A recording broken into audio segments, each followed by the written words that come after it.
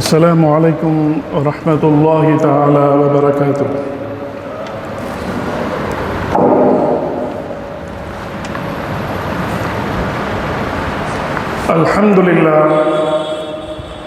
الحمد لله الباري المصدر الأخلاق الوهاب الفتاح الرزاق المبتدئ بنعم قبل الاستحقاق، وصلاته وسلامه على رسوله الذي بعثه ليتمم مكارم الأخلاق، وفضله على كافة المخلوقين على الإطلاق حتى فاق جميع البرايا في الآفاق، وعلى آله الكرام الموصوفين بكثرة الإنفاق، وعلى أصحابه أهل طاعة والوفاق، صلاة دائمة مستمرة بالأشياء والإشراك.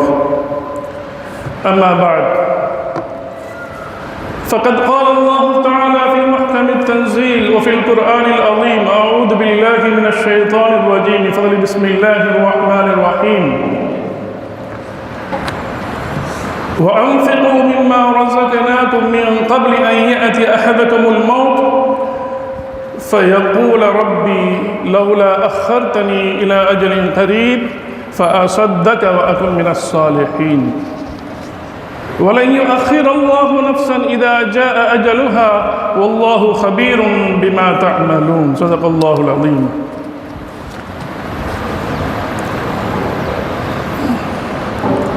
وقال نبينا خير البشر محمد صلى الله عليه وسلم: أي صدقة أعظم أجرا؟ قال نبينا صلى الله عليه وسلم: أنت صدق وأنت صحيح شحيح، تخشى الفقر وتأمل الغنى ولا تمهل حتى إذا بلغت الحلقوم، قلت لفلان كذا ولفلان كذا وقد كان لفلان، أو كما قال عليه الصلاة والسلام.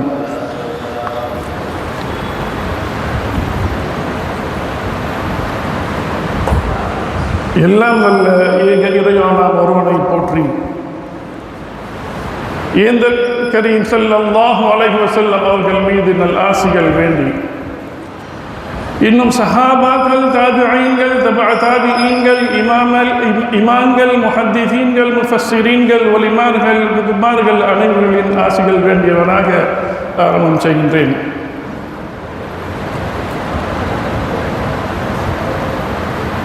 கண்ணியத்திற்குரிய உலமா பெருமக்களே, சங்கைமிகு பெற்றோர்களே, பெரியோர்களே, தாய்மார்களே, மாணவ மாணவிகளே, உங்கள் யாவருக்கும் எனது இனிய சலாம். அஸ்ஸலாமு அலைக்கும் வரஹ்மத்துல்லாஹி தஆலா வபரகாத்துஹு. இந்த புனிதமிகு மஜ்லிஸுல் புகாரி ஷரீஃபின் 99ஆம் ஆண்டின் 6ஆம் தினமான இன்று மிக அதிகமான நபிமொழிகளை மொழியப்பட்டு நிறை செய்யப்பட்டிருக்கிறது. அல்ஹம்துலில்லாஹ். அதில் குறிப்பாக இன்று ஓதப்பட்ட பாடங்களில் பாபு மா கீல ஃபீ அவுலாதில் முஷ்ரிக்கீன்களுடைய பிள்ளைகளை பற்றியும், பாபு ஸதகா, பாபு ஸக்கா, பாபு ஹஜ், தான தர்மங்களுடைய சிறப்புகளை பற்றியும், இன்னும் ஜகாத்துடைய கடமைகளை பற்றியும் மிக அதிகமான ஹதீஸ்களை ஓதி நிறைவு செய்யப்பட்டிருக்கிறது. அல்ஹம்துலில்லாஹ். இன்னும் ஹஜ்ஜிலிருந்து சில பாடங்களையும் ஓதப்பட்டிருக்கிறது. அதனைத் தொடர்ந்து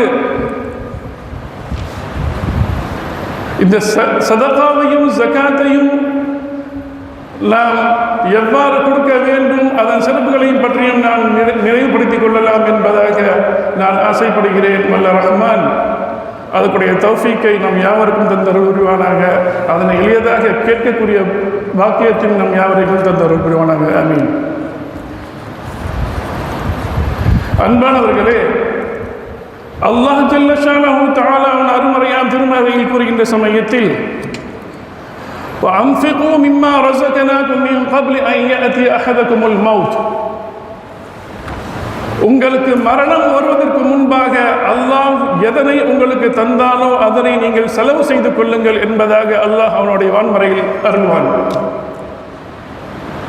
அவ்வாறு சொல்லிவிட்டு சொல்லுவான், ஒருவர் மரணம் அடையும் தருணத்தில் அவரிடத்தில் கேட்டால் فَيَقُولُ رَبِّ لَوْلَا أَخَّرْتَنِي إِلَى أَجَلٍ قَرِيبٍ,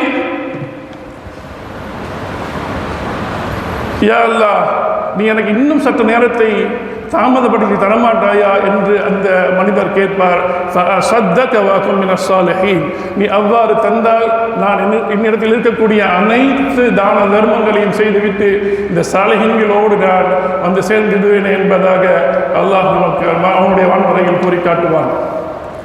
ஆனால் وَلَنْ يُؤَخِّرَ اللَّهُ نَفْسًا إِذَا جَاءَ أَجَلُهَا, அல்லாஹ் ஜல்ல ஷானஹு தஆலா அவர் எந்த ஆத்மாவிற்கும் நேரத்தை பிற்படுத்துவதில்லை என்பதை நாம் அறிந்து கொள்ள வேண்டும். இன்னொரு இடத்தில் அல்லாஹ் சொல்வான், فَإِذَا جَاءَ أَجَلُهُمْ لَا يَسْتَأْخِرُونَ سَاعَةً وَلَا يَسْتَقْدِمُونَ, ஒருவருக்கு அஜல் வந்துவிட்டால் அது ஒரு செகண்ட் கூட முந்தாது, ஒரு செகண்ட் கூட பிந்தாது என்பதாக அல்லாஹ் அவனுடைய வான்மறையில் சொல்லி தருவான். அப்படி என்று சொன்னால் அவன் அல்லாஹ் ஜல்ல ஷானஹு தஆலா அவன் நமக்கு அருளிய அந்த அருட்கொடையில் இருந்து நாம் நல்ல காரியத்திற்காக செலவு செய்து கொள்ள வேண்டும் என்பதை அல்லாஹ் இந்த ஆயத்தின் மூலம் நமக்கு உணர்த்தி தருவான். அன்பான பெருமக்களே, கண்மணி நாயகம் ஸல்லல்லாஹு அலைஹி வஸல்லம் அவரிடத்தில் கேட்கப்பட்டது, ஐயு ஸதகத்தின் அஅலம் அஜ்ரன், சதகாவில் சிறந்தது எது என்பதாக கண்மணி நாயகம் ஸல்லல்லாஹு அலைஹி வஸல்லம் அவரிடத்தில் கேட்கப்பட்ட பொழுது சொன்னார்கள், அந்த சத்தக, நீங்கள் தான தர்மங்கள் செய்து கொள்ளுங்கள், அந்த ஸஹீஹுன் ஷஹீஹுன், நீங்கள் ஆரோக்கியமாக இருக்கும் பொழுதும் பொருளாதாரம் தேவைப்படும் பொழுதும் அந்த நேரத்தில் நீங்கள் செய்யக்கூடிய தர்மம் தான் மிகச்சிறந்த தர்மமாக இருக்கிறது என்று சொல்லிவிட்டு சொல்வார்கள், தக்ஷல் ஃபக்ர வ தக்மலுல் கினா,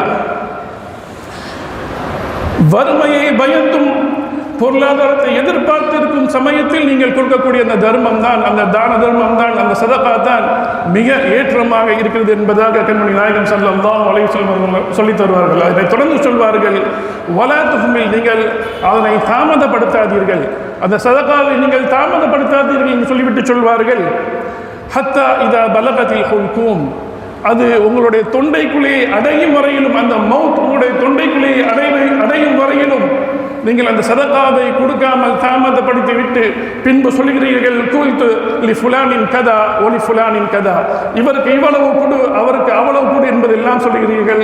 ஆனால் கது கான் அலி ஃபுலானின், உங்களுக்கு மரணம் நிகழ்ந்து விட்டது, அந்த பொருள் அந்த உங்களுடைய பொருளாதாரம் மற்றவருக்கு சென்று விட்டது என்பதாக கண்மணி நாயகம் ஸல்லல்லாஹு அலைஹி வஸல்லம் சொல்லித் தருவார்கள். அப்படி என்று சொன்னால் இந்த பொருள் அவருடைய வாரிசுகளுக்கு சென்று விட்டதாக கண்மணி நாயகம் ஸல்லல்லாஹு அலைஹி வஸல்லம் அவர்கள் சொல்லித் தருவார்கள் என்று சொன்னால், நாம் நல்ல ஆரோக்கியத்தோடு இருக்கும் பொழுதும், நல்ல முறையில் சம்பாதிக்கும் பொழுதும், நல்ல வாலிபத்திலும் நாம் பண்ணக்கூடிய செலவு தான், தர்மம் தான், அது நமக்கு மிக சிறந்த தர்மமாக இருக்கிறது என்பதாக கண்மணி நாயகம் ஸல்லல்லாஹு அலைஹி வஸல்லம் அவர்கள் சொல்லித் தருவார்கள். இன்னும் لأن يتصدق المرء في حياته بدرهم خير له من يتصدق ب100 درهم عند موته. உம்தத்துல் காரியில் இடம்பெற்ற இந்த ஹதீஸ் எவ்வாறு சொன்னால், நீங்கள் மரணத்தின் சமயத்தில் 100 திர்ஹமை கொடுப்பதை விட நீங்கள் வாழ்நாளில் நல்ல திடகாத்தமாக இருக்கும் பொழுது 1 திர்ஹம் கொடுப்பது சமமானது என்று சொல்வார்கள். அப்படின்னு சொன்னால் நம்முடைய வாலிப வயதில் தான் நாம் மிக அதிகமான செல்வத்தை நாம் தர்மம் செய்ய வேண்டும் என்பதையும் கண்மணி நாயகம் ஸல்லல்லாஹு அலைஹி வஸல்லம் அவர்கள் இதன் மூலம் சுட்டிக்காட்டி அதுதான் சிறந்த தர்மம் என்பதையும் சொல்லி காட்டுவார்கள். இன்னும் சொல்வார்கள், இத்தகுன்னார வளவு பிஷிக்கி தமரா, பேரித்தம்பலத்தின் ஒரு சிறிய அளவை கொடுத்தாவது நீங்கள் அந்த சதகாவின் நன்மையை பெற்றுக்கொள்ளுங்கள், அது உங்களுக்கு நரகத்தில் இருந்து பாதுகாப்பை தரும் என்பதாக சொல்லித் தருவார்கள். அவ்வாறென்றால் ஒரு சிறிய பொருளை நீங்கள் கொடுத்தாவது அந்த தர்மத்தின் நன்மையை சதகத்துல் ஜாரியாவை பெற்றுக்கொள்ளுங்கள் என்பதாக நம்மளுக்கு உணர்த்தி தருவார்கள். ஒரு மிஸ்கின் இருக்கிறார் என்று சொன்னால், அவரிடத்தில் ஒரு 10 ரூபாய் இருக்கிறது என்று சொன்னால், அவர் ஒரு 1 ரூபாயை அவருக்கு கீழே இருக்கக்கூடியவர்கள் கொடுத்து கூட நீங்கள் அந்த சதகாவை பெற்றுக்கொள்ள முடியும் என்ற கருத்தும் இதில் அடங்கும். அன்பான பெருமக்களே,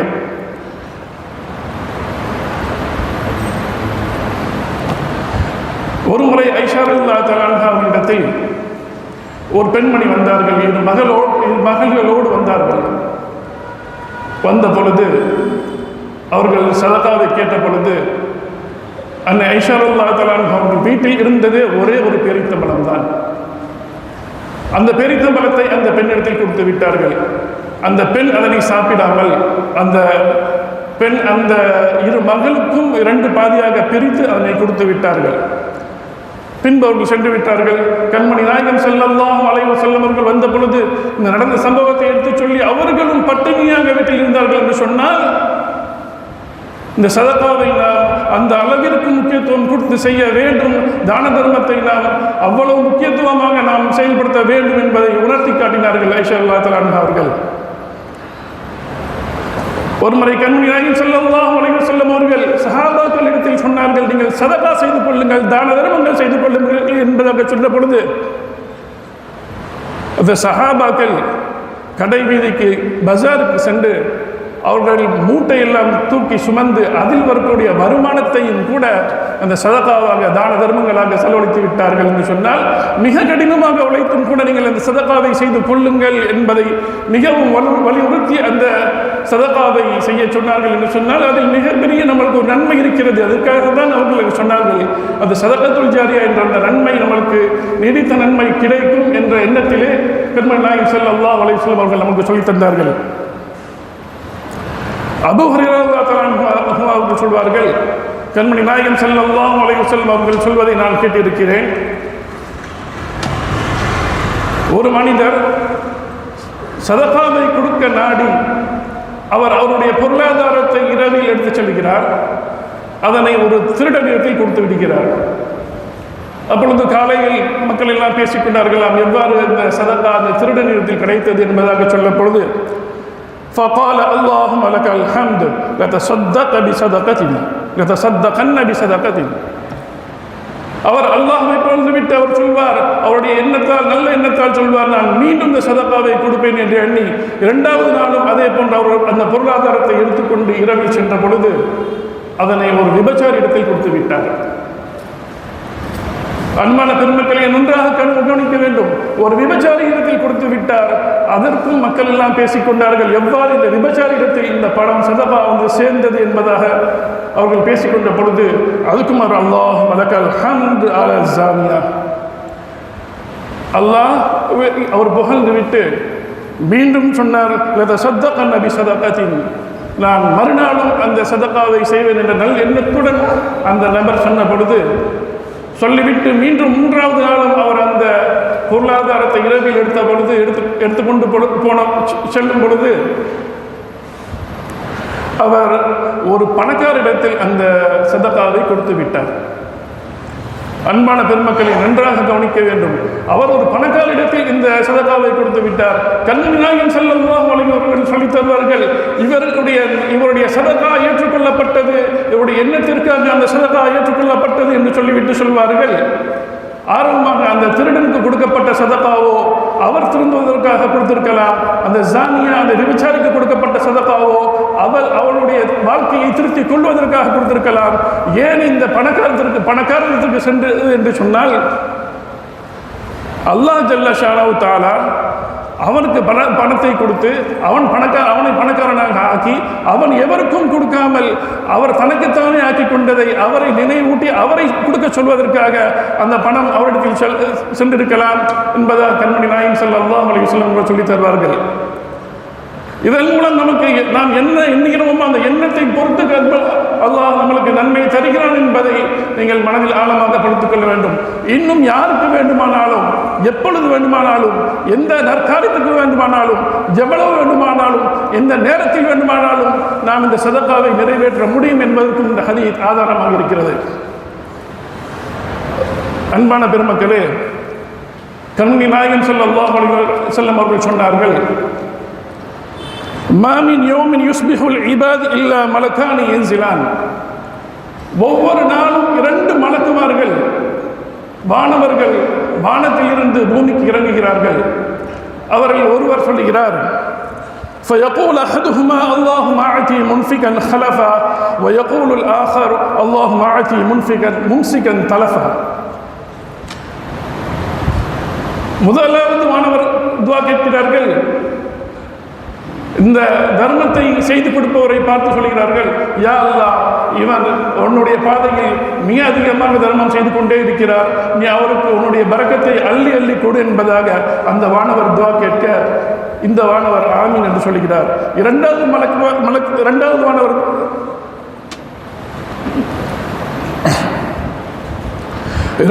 வானவர் எவ்வாறு துஆ கேட்கிறார் என்று சொன்னார், வயகூலுல் ஆஹர் அல்லாஹும்ம ஆதி மும்சிகன் தலஃபா.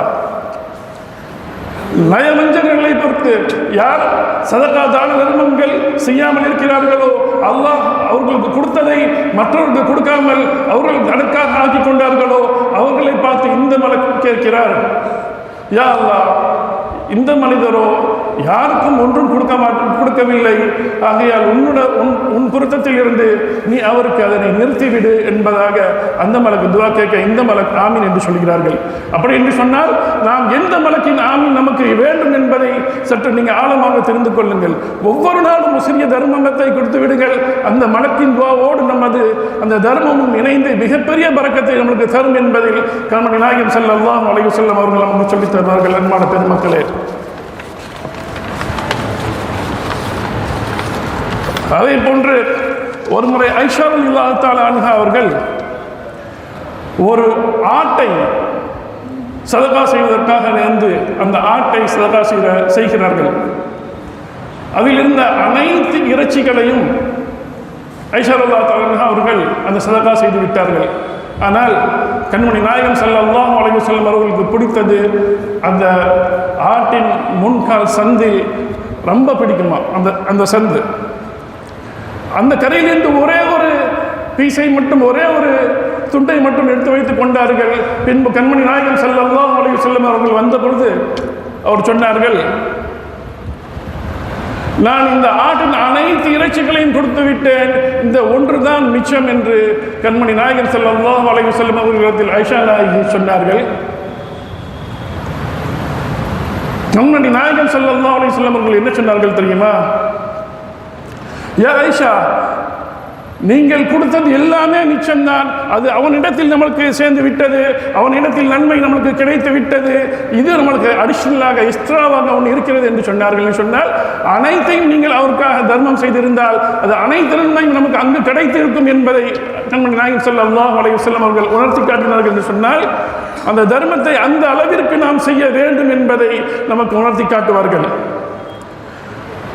இன்னும் சொல்வார்கள், الصدقة تطفئ الخطيئة كما يطفئ الماء النار. தண்ணீர் எவ்வாறு நெருப்பை அழிக்குமோ அதை போன்று சதகாவானது உங்களுடைய பாவங்களை அழிக்கிறது என்பதாக சொல்லி தருவார்கள். இன்னும் அல்லாஹ்வின் கோபத்தை தணிக்கிறது என்று சொல்வார்கள். அசதகத்து துன்ன மீது கெட்ட மரணத்தில் இருந்து நமக்கு பாதுகாப்பு கிடைக்கிறது என்பதாக சொல்லித் தருவார்கள். இந்த சதகாவானது கெட்ட மரணத்தில் இருந்து நமக்கு ஒரு பாதுகாப்பு கிடைக்கிறது என்பதாக சொல்லித் தருவார்கள். இன்னும் சொல்வார்கள், உங்களுடைய கபருடைய அந்த உஷ்ணத்தை தணிக்கிறது என்று சொல்லி தருவார்கள். சதகாவை பற்றி சொல்ல வேண்டும் என்ன சொன்னால், இது ஒரு சுன்னத்தான அமல். சதகத்துல் ஜாரியா என்பது ஒரு சுன்னத்தான அமல்.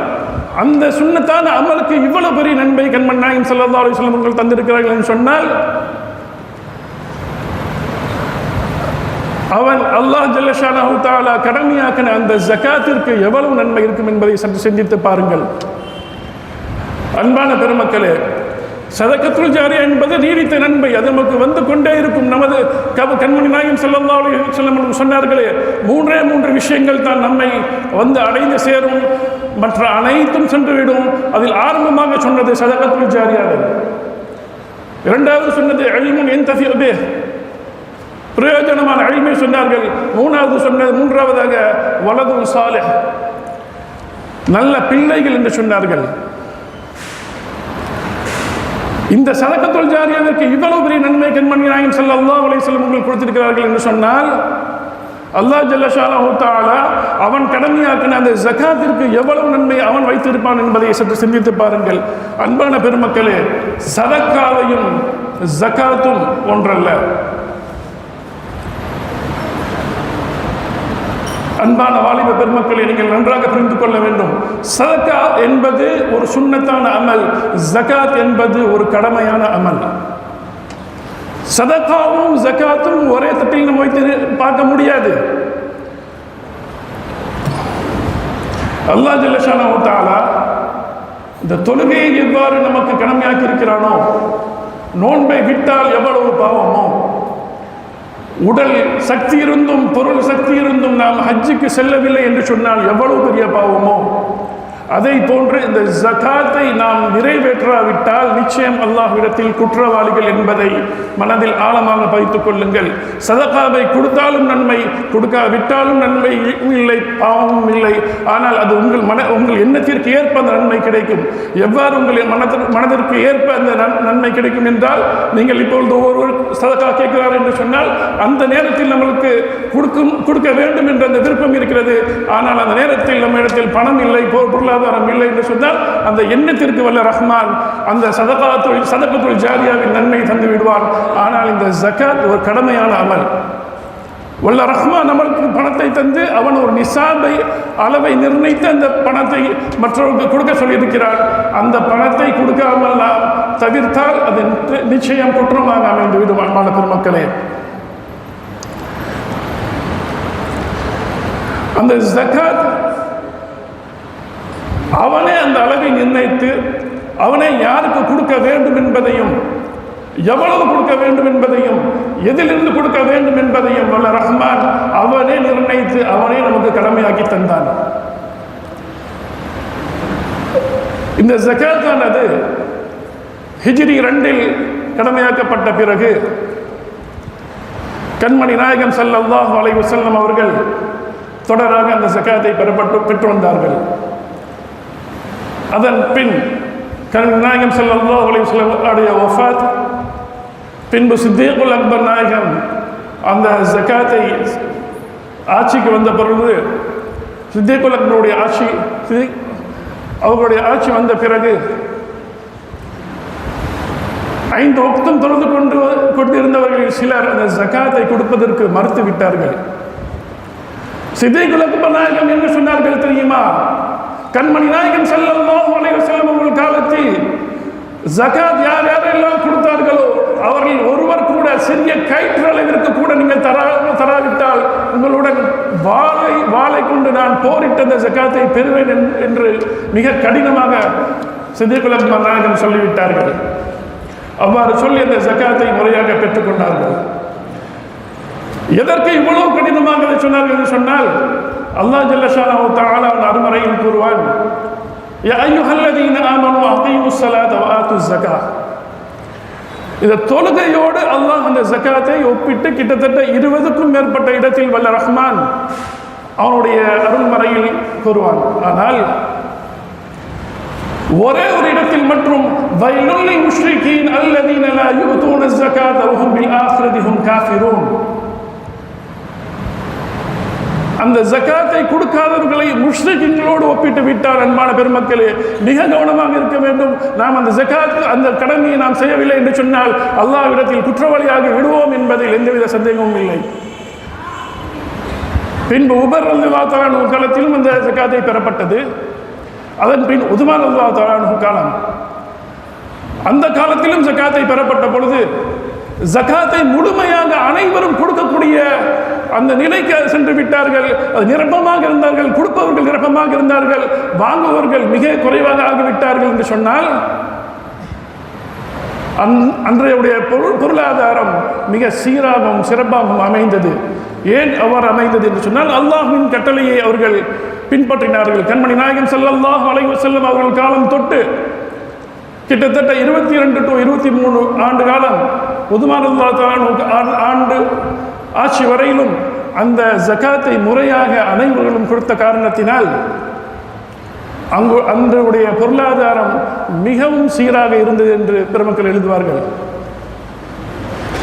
அவர் என்று சொன்னால் நாம் அனைவரும் இந்த நிசாபை கணக்கிட்டு நாம் அந்த ஜகாத்தை முறையாக சொன்னார். நம் ஊரிலும் சரி, நம் நாட்டிலும் சரி, உலகத்திலும் சரி, அந்த ஆட்சி அந்த பொருளாதாரம் மிக சீராகவும் சிறப்பாகவும் இருக்கும் என்பதற்கு ஹஜ்ரத் உஸ்மான் ரலியல்லாஹு தஆலா அன்ஹு அவருடைய ஆட்சியே சாட்சியாக இருக்கிறது. அன்பான பெருமக்களே,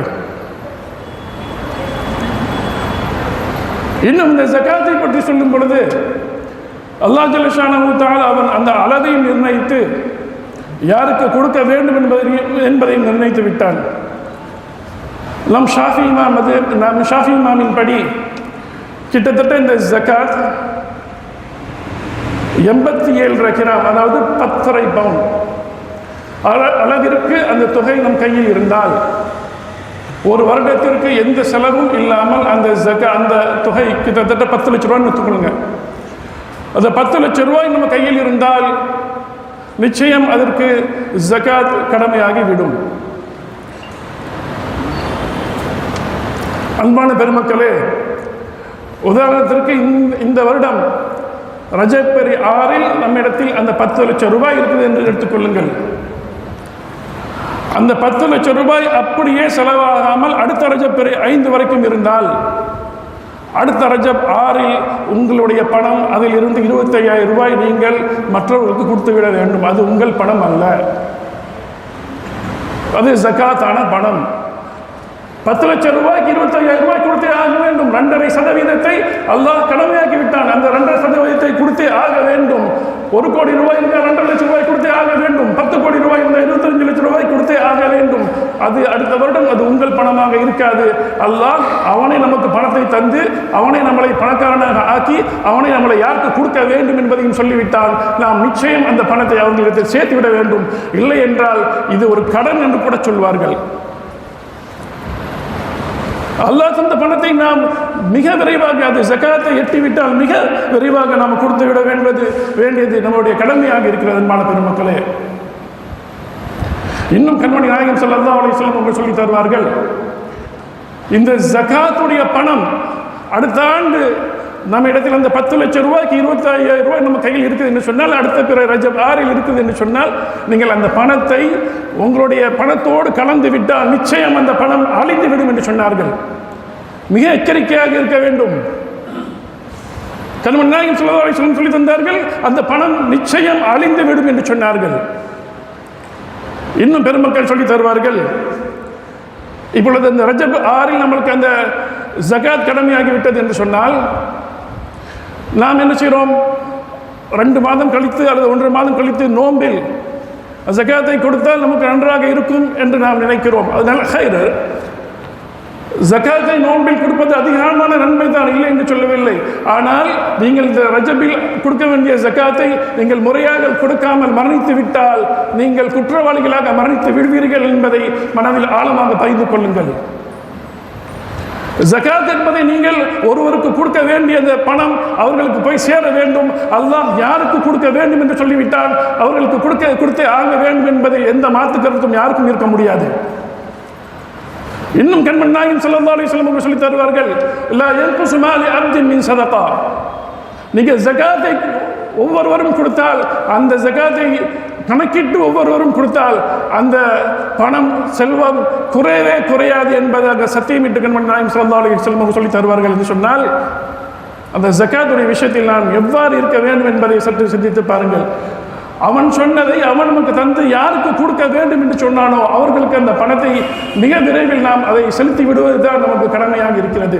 அவ்வாறு மரணித்து விட்டால் அல்லாஹ் ஜல்ல ஷானஹு நாம் பாவம் செய்தவர்களாக அடைந்து விடுவோம் என்பதை மனதில் ஆழமாக பதித்துக் கொள்ளுங்கள். அன்பான பெருமக்களே, இது யாருக்கு அல்லாஹ் கடமையாக்கி தந்தான்? அல்லாஹ்வுடைய வான்பறையில் சொல்வானே, إنما الصدقات للفقراء والمساكين والعاملين عليها والمؤلفة قلوبهم وفي الرقاب والغارمين وفي سبيل الله وابن السبيل. இந்த 8 கூட்டத்தினரை தவிர வேற எந்த கூட்டத்தினருக்கும் கொடுக்க முடியாது என்பதை ஆழமாக புரிந்து கொள்ளுங்கள். ஏன் இந்த 8 கூட்டத்தினருக்கு அல்லாஹ் கொடுக்க சொன்னான்னு சொன்னால், இந்த ஜகாத் நம்ம சமுதாயத்திற்குரியது. நம் சமுதாயத்தை வளப்படுத்தவும், நம் சமுதாயத்தில் இருக்கக்கூடிய எளிய மக்களுக்கு வாழ்வை கொடுக்கவும், இன்னும் பொருளாதாரம் பணக்காரர்களிடத்தில் மட்டும் சுழன்று கொண்டே இருக்கக்கூடாது, இது எளியவர்களுக்கும் செல்ல வேண்டும் என்ற ஒரே எண்ணத்திற்காக, ஒரே ஒரு நோக்கத்திற்காகத்தான் அல்லாஹ் இந்த ஜகாத்தை கடமையாக்கினான். அப்படி என்றால் இந்த ஜகாத்தை நாம் முறையாக செய்வது தான் நம் மீது கடமையாக இருக்கிறது. இந்த 8 நபர்கள் யார்? இன்னம ஸதகாத்துல் ஃபுகரா, ஏழைகள், மிஸ்கீன், பரம ஏழைகள், வல் ஆமிலீன அலைஹா, அந்த ஜகாத்தை பெறக்கூடியவர்கள். ஜகாத்தை பெறுவதற்கு என்று ஆட்களை நிர்ணயிக்கப்பட்ட அந்த வேலையாட்களுக்கும் இந்த ஜகாத்தை கொடுக்க முடியும். வல் முஅல்லஃபதி குலூபுஹும், புதியதாக இஸ்லாத்திற்கு வந்தவர்களுக்கும் இந்த ஜகாத்தை கொடுக்க முடியும். ஒஃபிர் ரிகாபி வல் காரிமீன், அடிமைகளுக்கு கொடுக்க முடியும். இன்னும் கடனில் மூழ்கி இருப்பவர்களுக்கும் இந்த ஜகாத்தை கொடுக்க முடியும். ஒஃபி சபீலில்லாஹ், அல்லாஹ்வின் பாதையில் செல்வர்களுக்கும் கொடுக்க முடியும். இன்னும் வப்னி சபீல், வழிப்போக்கர்கள். வழிப்போக்கர்கள் என்றால் யார்? நாம் இந்த ஊரில் பணக்காரர்களாக இருக்கிறோம், ஏதோ ஒரு நாட்டிற்கு செல்கிறோம் அல்லது ஏதோ ஒரு ஊருக்கு செல்கிறோம் என்று சொன்னால், அங்கு நாம் ஏதோ ஒரு சிக்கலில் மாட்டிக்கொண்டால், ஏதோ ஒரு புயல் அல்லது எதுவும் வந்து நம்மிடத்தில் ஒன்றும் இல்லாமல் நாம் வெறும் கையாக நிற்கும் பொழுது அங்கு நம் ஜக்காத்தை வாங்குவதற்கு தகுதியானவர்கள். இதுதான் வழிபோக்கர்கள். இவர்களுக்கும் இந்த 8 கூட்டத்தினரை தவிர வேறு எவருக்கும் ஜகாத் கொடுக்க முடியாது என்பதை ஆழமாக பதித்துக் கொள்ளுங்கள். சதகா என்பது நீங்கள் யாருக்கு வேண்டுமானாலும் எவ்வளவு வேண்டுமானாலும் கொடுக்க முடியும். ஆனால் ஜகாத் ஆனது இந்த 8 கூட்டத்தினருக்கு தான் கொடுக்க முடியும். மாற்று மதத்தினருக்கோ வேறு எவருக்கும் கொடுக்க முடியாது என்பதை ஆழமாக மனதில் பதித்துக் கொள்ளுங்கள். அன்பான பெருமக்களே, இன்றைய நவீனவாதிகள் வாழ்நாளில் ஒரு முறை ஜகாத் கொடுத்தால் போதும், இல்லை கொடுத்ததற்கு மீண்டும் கொடுக்கவில்லை என்று சொல்லக்கூடிய அந்த வாதங்கள் எல்லாம் போலியான வாதங்களை நம்பி ஏமாந்து விடாதீர்கள். சற்று சிந்தித்து பாருங்கள். ஒரு வியாபாரம் ஆரம்பிக்கிறோம், பிஸ்னஸ் ஆரம்பிக்கிறோம்னு சொன்னால், இந்த வருடம் புதுசாக ஒரு அக்கௌண்ட் ஓப்பன் பண்ணுறோம், கம்பெனி ஓப்பன் பண்ணுறோம். அடுத்த வருடம் முறையாக முதல் வருஷம் என்று கொடுத்து விட்டோம். அதுக்கு அடுத்த வருஷம் நம்ம கொடுக்கலன்னா டேக்ஸ் டிபார்ட்மெண்ட் விட்டுருமா? அதே போன்று தான் உங்களோட பிஸ்னஸ் அக்கௌண்ட்டில் 10 லட்சம் ரூபாய் இருக்குது. அந்த 10 லட்சம் ரூபாய் இந்த வருஷம் நீங்கள் டேக்ஸ் பே பண்ணிட்டீங்க. அடுத்த வருஷம் அந்த 10 லட்சம் ரூபாய் அந்த அக்கௌண்ட்டில் இருக்குது. அது கணக்கில் காட்டாமல் நம்ம கொண்டு போயிட முடியுமா? இந்த சிஸ்டத்தை வல்ல ரஹ்மான் ஹிஜ்ரி 2 ஏற்படுத்தி விட்டால், வருடம் தோறும் நாம் அந்த ஜகாத்தை இஸ்லாத்தின் வரியை பே பண்ணி ஆக வேண்டும். இல்லை என்று சொன்னால் அல்லாஹ்விடத்தில் குற்றவாளிகள் என்று புரிந்து கொள்ளுங்கள். அன்பான பெருமக்களே, நீங்கள் கணக்கை இங்கு எவ்வாறு வேண்டுமானாலும் ஜோடித்து காமிக்க முடியும், ஆனால் வல்ல நாயனிடத்தில் ஒன்றுமே காமிக்க முடியாது. நீங்கள் எங்கு வேண்டுமானாலும் பணத்தை பதுக்கிக் கொள்ளுங்கள், இங்கு பதுக்கிக் கொள்ளுங்கள், எங்கு டாக்ஸ் ஃப்ரீயோ எல்லா இடத்தையும் பதுக்கிக் கொள்ளுங்கள், அது ஒன்றும் பிரச்சனை இல்லை. ஆனால் நீங்கள் மொத்தமாக அளவிட்டு அனைத்திற்கும் வருடத்திற்கு ஒரு முறை அந்த ஜகாத்தை கொடுக்க வேண்டும் என்பதை மனதில் ஆழமாக பதிந்து கொள்ளுங்கள். இப்படிப்பட்ட அந்த ஜகாத்தை நீங்கள் கொடுக்காமல் நிராகரித்தால், கொடுக்காவிட்டால் அல்லாஹ் சொல்லுவானே, ஒமா தக்ஸிபு ஒமா தத்ரி நஃப்ஸும் மாதா தக்ஸிபு கதா, நாளை சம்பாதிப்பது நமக்கு தெரியாது, உங்களுக்கு தெரியாது என்பதாக சொல்லுவானே. நாளைக்கு நாம் என்ன சம்பாதிப்போம் நமக்கு தெரியாது. அவன் நினைத்தால் இந்த பணத்தை அவர்களுக்கு கொடுத்துவிட்டு நம்மை ஜகாத்தை வாங்குவதற்குரியவராக ஆக்கிவிட முடியும். அல்லாஹ் அப்படிப்பட்ட ஒரு செயலில் இருந்து அல்லாஹ் நம்ம யாவரையும் பாதுகாக்க வேண்டும். அன்பான பெருமக்களே,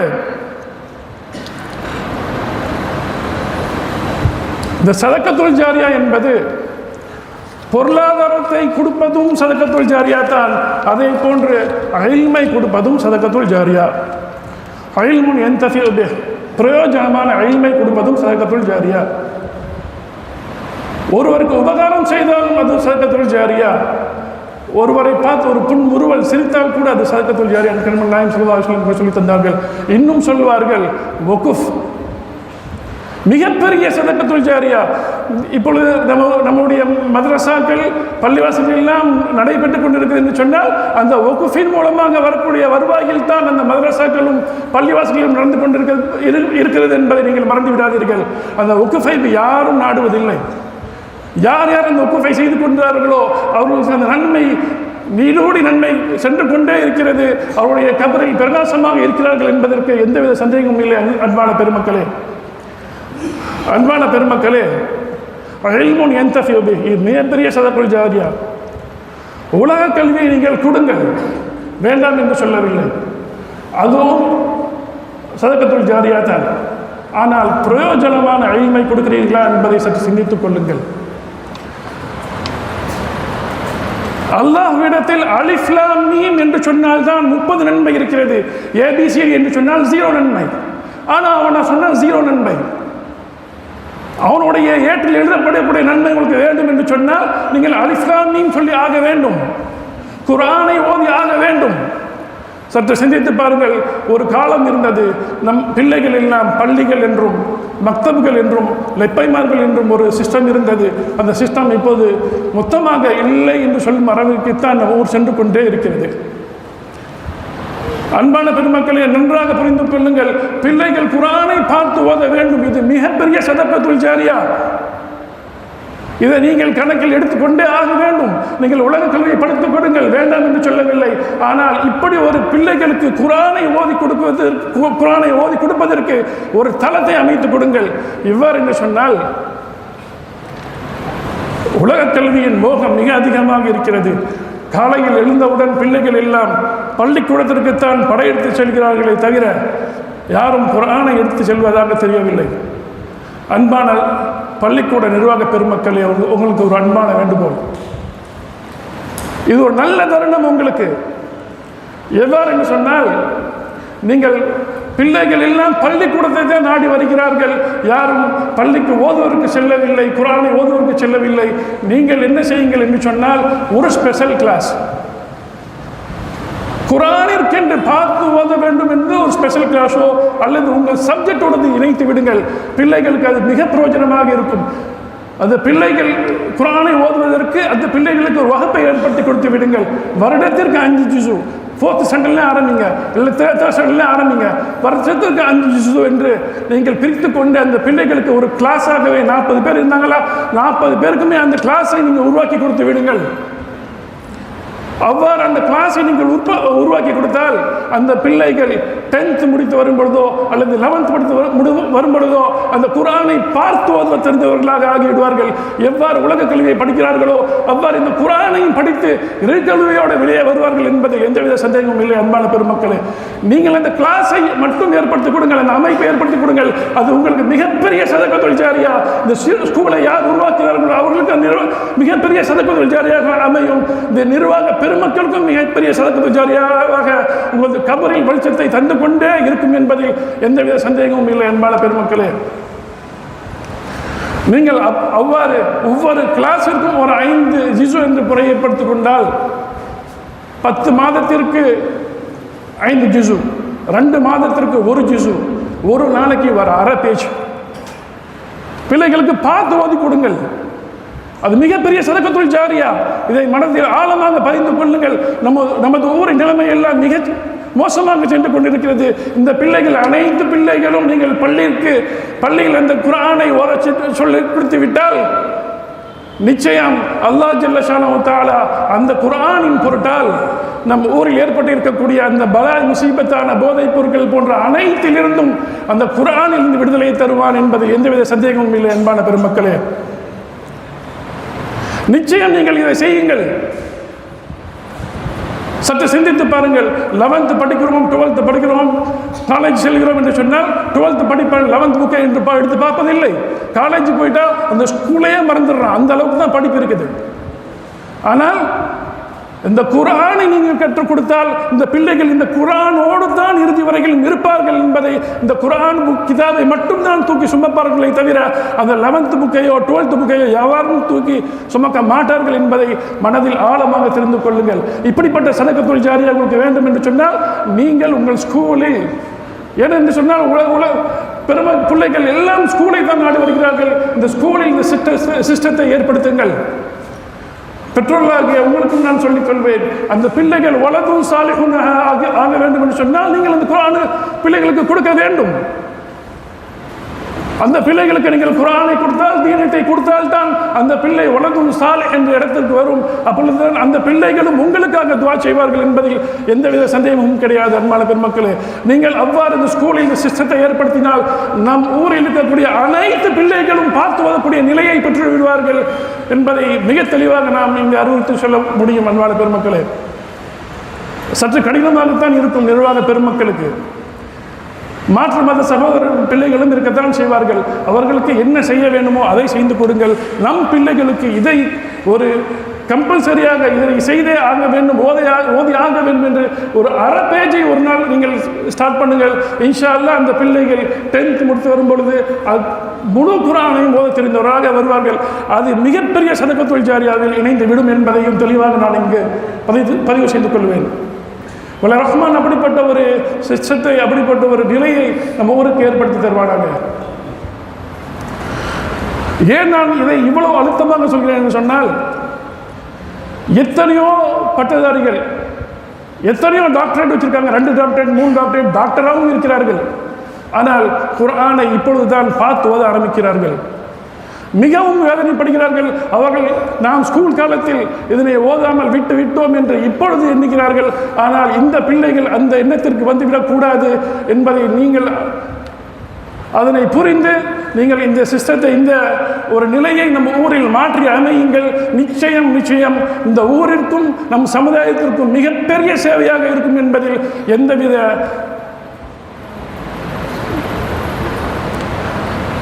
மாற்று கருத்து இல்லை. அன்பான பெருமக்களே, இன்ஷா அல்லாஹ் இப்படிப்பட்ட ஒரு அமைப்பை செய்வதற்கு நீங்கள் பெற்றோர்களாகிய நீங்களும் அந்த நிர்வாக பெருமக்களுக்கும் ஸ்கூலுக்கும் அறிவுறுத்தி இன்ஷா அல்லாஹ் செய்யக்கூடிய ஒரு நிலைமையை ஆரம்பிங்கள் என்று அல்லாஹ்விடத்தில் பிரார்த்தித்தவனாக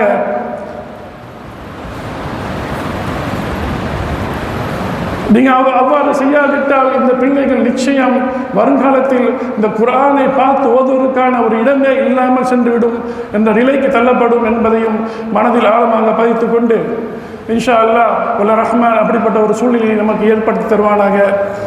யாரெல்லாம் எந்த காரணத்திற்காக இந்த மஜ்லிஸில் கூடியிருக்கிறார்களோ அனைத்து நல்லுள்ளங்களுக்கும் அவருடைய ஹாஜத்துக்களை வல்ல ரஹ்மான் கபூல் செய்து தருவானாக. எதை கேட்டோமோ, எதை நாம் செவிமடுத்தோமோ அத்தனை ஜகாத்தையும் சதகாவையும் கொடுக்கும் கரங்களாக வல்ல ரஹ்மான் நம்மை யாவரையும் ஆக்கி தருவானாக. யாரெல்லாம் மன கஷ்டத்திலும் மருத்துவமனை கஷ்டத்திலும் இருக்கிறார்களோ அவர்கள் அனைவருக்கும் அல்லாஹ் அவன் பொருட்டால் ஷிஃபாவை தருவானாக. இறுதி மூச்சிலும் இறுதி பேச்சிலும் லா இலாஹா இல்லல்லாஹ் முஹம்மதுர் ரசூலுல்லாஹ் என்ற திருக்கலிமாவோடு மரணிக்கக்கூடிய பாக்கியத்தை நம் யாவருக்கும் ரஹ்மான் தருவானாக என்று வேண்டியவனாக இந்த நிர்வாக பெருமக்களுக்கும் மற்றும் இங்கு கூடியிருக்கக்கூடிய அனைவர்களுக்கும் எனது மனமார்ந்த நன்றியை தெரிவித்துக் கொண்டு இந்த வார்த்தைகளை இந்த விடைபெறுகிறேன். வல்ல ரஹ்மான் இந்த மஜ்லிஸை கபூல் செய்து கொள்வானாக. பிஹக்கி சய்யிதினா முஹம்மது ஸல்லல்லாஹு அலைஹி வஸல்லம். அஸ்ஸலாமு அலைக்கும் வரஹ்மத்துல்லாஹி தஆலா வபரகாத்துஹு.